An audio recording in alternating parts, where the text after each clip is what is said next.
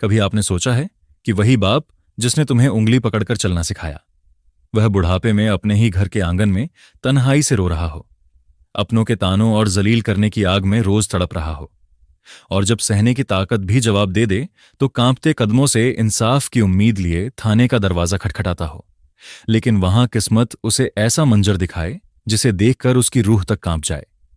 ये कहानी एक ऐसे ही टूटे हुए बाप की है जिसने अपने बेटों के लिए सब कुछ छोड़ दिया था, अपनी जवानी, अपनी खुशियां, अपने सपने तक।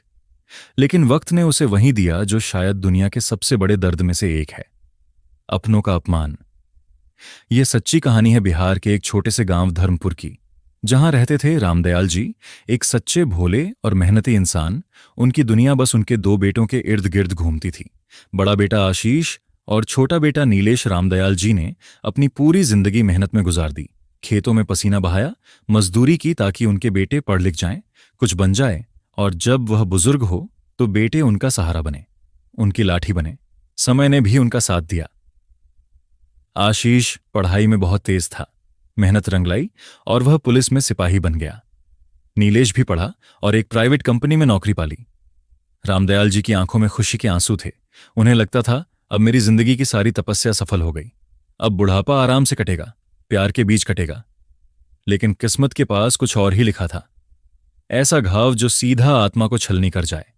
जब आशीष अपनी ट्रेनिंग के लिए शहर चला गया तो घर में रह गए रामदयाल जी, छोटा बेटा नीलेश और उसकी पत्नी किरण। शुरुआत में सब कुछ ठीक ठाक चला, लेकिन धीरे धीरे घर की हवाओं में कुछ बदलने लगा। किरण का व्यवहार बदलने लगा। उसकी आंखों में अब वह सम्मान नहीं था जो पहले था। कभी हल्की सी बात पर चिल्लाना, कभी छोटी सी गलती पर ताने मारना, और कभी कभी तो नीच बातें बोल देना। यह सब रोज का हिस्सा बन गया था।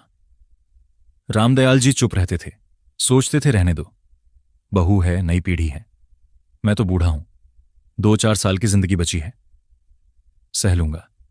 लेकिन ताने अपमान वो भी रोज रोज का जब दिल को काटने लगे तो सहना भी बोझ बन जाता है। एक दिन जब रामदयाल जी ने नीलेश से कुछ कहना चाहा तो उसने भी टाल दिया। पापा, आप भी ना हर बात में दुखी हो जाते हैं, छोड़िए ना, बहू है, घर संभालती है। यह सुनकर रामदयाल जी का दिल और भी टूट गया था। अपने बेटे की आंखों में वह ममता नहीं देख पाए जो कभी उन्होंने अपनी पूरी जिंदगी न्यौछावर करके बोई थी। और एक दिन जब सहने की सारी हदें टूट गईं तो कांपते हुए हाथों से उन्होंने अपने पुराने कुर्ता पायजामा पहना, पैरों में घिसे हुए जूते डाले और आंखों में बस एक आस लिए इंसाफ की तलाश में थाने की तरफ चल पड़े। तेज धूप थी, जैसे आसमान भी उनकी तकलीफ पर अपनी तपिश बरसा रहा हो। रामदयाल जी के पैर कांप रहे थे, लेकिन उनका दिल एक आखिरी उम्मीद से भरा था। कहीं तो मेरी सुनवाई होगी, कहीं तो कोई मेरी तकलीफ को समझेगा। थाने के बड़े से फाटक तक पहुंचे तो एक पल को ठिठक गए। भीतर जाने की हिम्मत जैसे घुटनों में थम गई थी। सोचा, क्या सच में पुलिस मेरी सुनवाई करेगी, या कहीं यहां भी अपमान का ही सामना करना पड़ेगा। पर फिर खुद को संभाला, अपने कमजोर हाथों से फाटक को धक्का दिया और कांपते कदमों से अंदर चले गए। भीतर एक हवलदार बैठा था। रामदयाल जी ने धीमी आवाज में अपनी बात शुरू की। अपना दर्द, अपनी कहानी, अपने टूटे सपने सब बयां कर दिए। लेकिन हवलदार ने उनकी बात सुनते ही बेसब्री से कहा, बाबा, सामने के केबिन में जाइए, वहां साहब बैठे हैं, वही आपकी सुनवाई होगी। रामदयाल जी थके हुए कदमों से उस केबिन की तरफ बढ़े। हर कदम भारी था, हर सांस एक बोर जैसी थी। लेकिन जैसे ही उन्होंने उस केबिन का दरवाजा खोला, उनकी आंखें फटी की फटी रह गईं। कुर्सी पर जो इंस्पेक्टर बैठा था वो कोई और नहीं, उनका अपना बेटा आशीष था। एक पल के लिए रामदयाल जी को लगा कि जैसे उनके पैरों तले जमीन खिसक गई हो। आंखों के सामने सब कुछ धुंधला पड़ गया। जिस बेटे के लिए उन्होंने सारी खुशियां छोड़ दी थीं, आज उसी के सामने एक फरियादी बनकर खड़े थे। आशीष भी अपने पापा को देखकर चौंक गया था। कुर्सी छोड़ दौड़कर उनके पास आया, हाथ पकड़कर सहारा दिया। पापा, आप यहां क्या हुआ पापा? लेकिन रामदयाल जी की जुबान जैसे पत्थर बन गई थी। आंखों से बस आंसू बह रहे थे। हृदय में इतना दर्द था कि शब्द भी बाहर नहीं आ रहे थे। आशीष ने तुरंत पानी का गिलास लाकर सामने रखा और बहुत नरमी से उनका हाथ पकड़ा। पापा, आप मुझसे कुछ भी कहिए, मैं आपका बेटा हूं। अगर मैंने आपकी तकलीफ नहीं सुनी तो फिर यह वर्दी किस काम की? यह सुनकर रामदयाल जी का दिल भर आया। सालों का घुटा हुआ दर्द जैसे बेटे के सामने बहने लगा। कांपती आवाज में बोले, बेटा, मैंने तुझे हमेशा भगवान का रूप माना, तेरे लिए सब कुछ किया, पर आज हालात ऐसे बन गए हैं कि अपने ही घर में बेगाना हो गया हूं बेटा। आशीष का चेहरा गंभीर हो गया था। उसने पापा का हाथ कसकर थामा और कहा, पापा अब कुछ नहीं छुपाना है, जो भी दर्द है, जो भी तकलीफ है, सब बताइए। आपका बेटा अब आपके साथ है। रामदयाल जी ने डबल बाई आंखों से धीरे धीरे अपनी पूरी कहानी सुनानी शुरू की। उनका हर शब्द आशीष के सीने को चीरता जा रहा था। जिस बेटे ने सोचा था कि उसके बूढ़े पापा खुश होंगे, वही बेटा आज जान रहा था कि उनकी चुप्पी के पीछे कितना बड़ा दर्द छुपा था। रामदयाल जी की कांपती आवाज आशीष के दिल में आग सी भर रही थी। जिस बाप ने अपनी पूरी जिंदगी सिर्फ बच्चों के लिए जिया, आज वही बाप अपने ही घर में पराया बना दिया गया था। रामदयाल जी ने थरथराते शब्दों में कहा, बेटा बहू किरण अब मुझसे ऐसे बात करती है जैसे मैं कोई बोझ हूं। हर छोटी बात पर ताना अपमान, यहां तक कि कई बार तो मुझ पर हाथ भी उठाया है, और तेरा भाई नीलेश वो सब देखता है बेटा, पर चुपचाप आंखें फेर लेता है, कभी कुछ नहीं कहता, कभी नहीं रोकता। रामदयाल जी बोलते बोलते सिसक पड़े। उनकी आंखों से आंसू बहते जा रहे थे, जैसे बरसों का जमा हुआ दर्द अब एक सैला बन गया हो। आशीष ने अपने पापा का हाथ और भी मजबूत पकड़ लिया। उसकी आंखें भी अबक भरी थीं, लेकिन उसने खुद को संभाला। आहिस्ता से कहा, पापा अब एक भी आंसू नहीं बहाना पड़ेगा आपको। आपका बेटा अब आपके साथ है। जिसने आपको तकलीफ दी है उसे अब जवाब मिलेगा, इंसाफ मिलेगा, आपका सम्मान लौटेगा। आशीष ने उसी वक्त एक फैसला कर लिया था। वह अब अपने पापा को चुप नहीं रहने देगा। अब वह अपने पापा की आवाज बनेगा, क्योंकि अगर बेटा बाप की तकलीफ नहीं समझा तो फिर इस रिश्ते की कोई कीमत नहीं। उसने धीरे से पापा के कंधे पर हाथ रखा और कहा, चलिए पापा अब हम वहीं चलेंगे जहां आपकी इज्जत छीनी गई थी। आज वही इज्जत सबके सामने लौटानी है। रामदयाल जी एक पल के लिए हिचकिचाए। उनकी बूढ़ी आंखों में डर था, लेकिन बेटे की मजबूत आंखों में देखकर उन्हें भरोसा हुआ। अब वो अकेले नहीं है। आशीष ने एक जीप मंगवाई, बड़ी इज्जत से पापा को बैठाया और सीधा धर्मपुर के अपने पुराने घर की तरफ गाड़ी मोड़ दी। रास्ते भर दोनों चुप थे, पर दोनों के दिलों में एक ही जंग चल रही थी। एक तरफ दर्द, दूसरी तरफ इंसाफ। गाड़ी जैसे ही घर के सामने रुकी, आशीष ने गहरी सांस ली, पापा का हाथ थामा और दोनों घर के अंदर चले गए। अंदर का नजारा कुछ और ही था।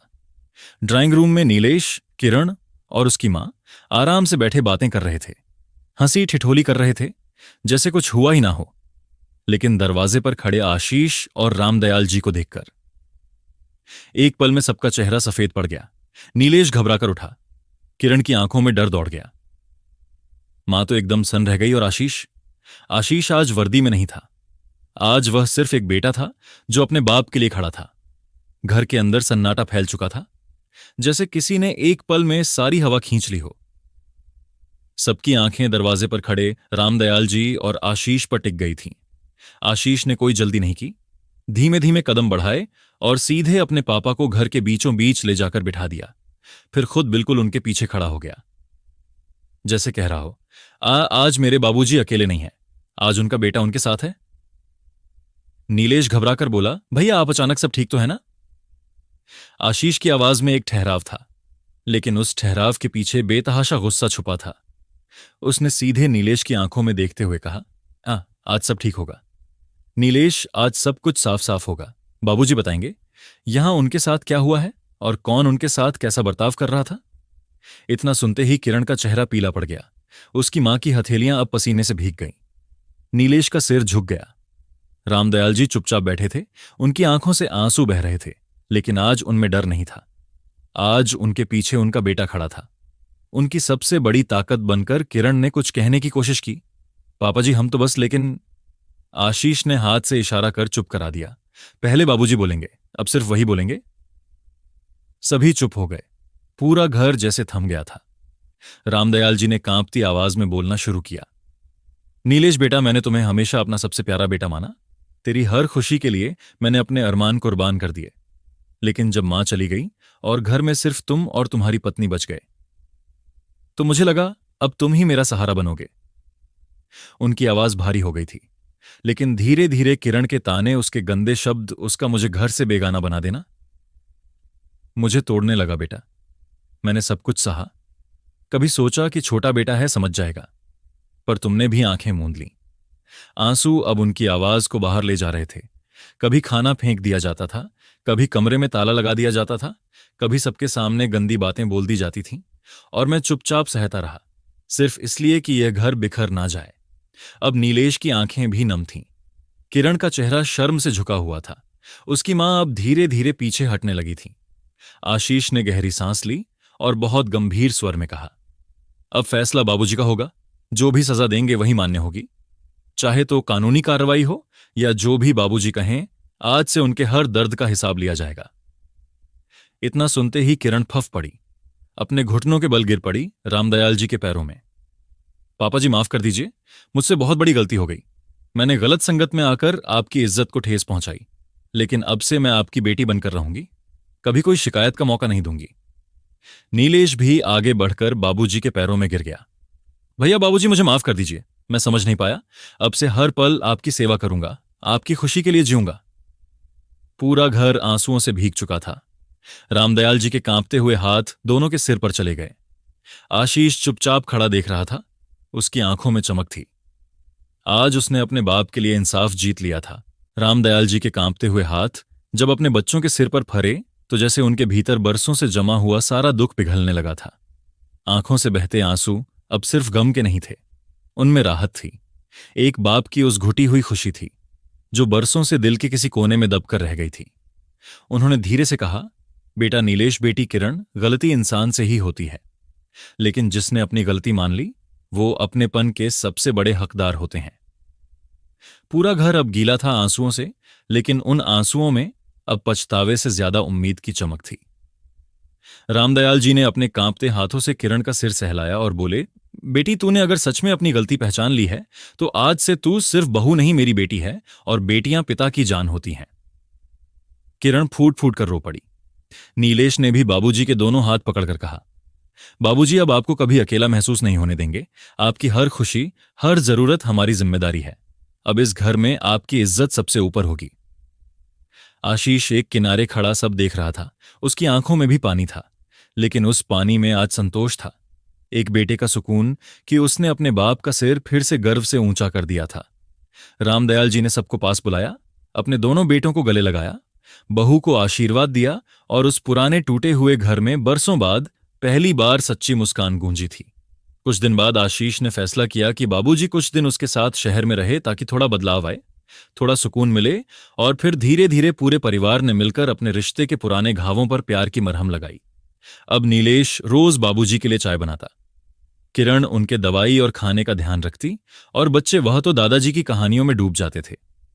रामदयाल जी अब जब भी घर के आंगन में बैठते तो उनकी आंखों में संतोष की नमी होती थी। कोई शिकायत नहीं, कोई डर नहीं, बस अपनों के बीच जीने का सुकून था। और आशीष जब भी अपनी वर्दी पहनकर ड्यूटी पर जाता तो उसके दिल में बस एक ही फक्र की लहर उठती, मैं सिर्फ एक पुलिस वाला नहीं, मैं एक बेटा हूं जिसने अपने बाप के आंसू पोंछे हैं। दोस्तों, ये कहानी सिर्फ रामदयाल जी की नहीं है, यह हर उस बुजुर्ग की कहानी है जो अपने बच्चों की खुशी के लिए सब कुछ कुर्बान कर देता है, लेकिन बुढ़ापे में अक्सर अपनों की बेरुखी का शिकार हो जाता है। लेकिन याद रखिए, इंसान के चेहरे पर झुर्रियां आ सकती हैं, पर उसकी ममता, उसका प्यार कभी बूढ़ा नहीं होता। आज आपसे दिल से एक सवाल पूछना चाहता हूं, क्या आपने कभी सोचा है कि जिन हाथों ने आपको सहारा दिया था, अगर वही हाथ एक दिन सहारा मांगे तो आप उन्हें थामेंगे या नजरें चुराएंगे? अपने दिल से जुड़े इस सवाल का जवाब कमेंट में जरूर दीजिएगा। शायद आपकी एक लाइन किसी और बैटविटी के सोच को बदल दे। अगर यह कहानी आपके दिल तक पहुंची हो तो एक छोटा सा लाइक जरूर करिए और हमारे चैनल एक्सप्लेन टीपर को सब्सक्राइब करना ना भूलिएगा, क्योंकि हम लाते हैं दिल से निकली कहानियां जो कहीं ना कहीं आपके भी दिल को छू जाती हैं। मिलते हैं अगली कहानी में।